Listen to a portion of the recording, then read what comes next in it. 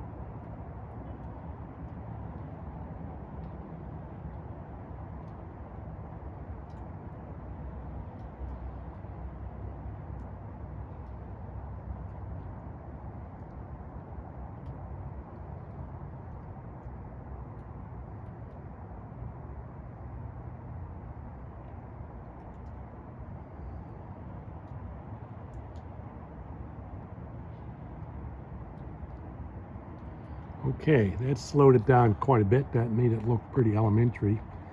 It's pretty distinct, I think, for a newbie, someone who's not experienced code, especially with flashing lights. I think this is what the doctor ordered. I think I'm going to go with this here. Pretty distinct.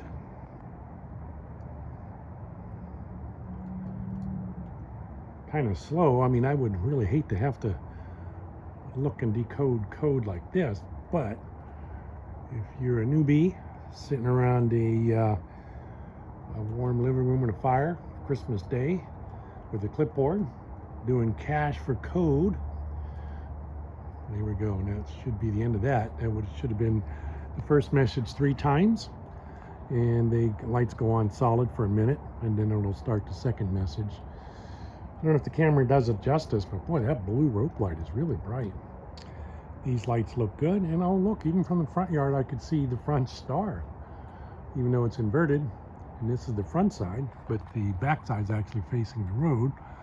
Well, that's cool. And then you turn less than 90 degrees, and there's the big star in all of its glory, and then you got snowmen, snow women maybe, I don't know, check their gender.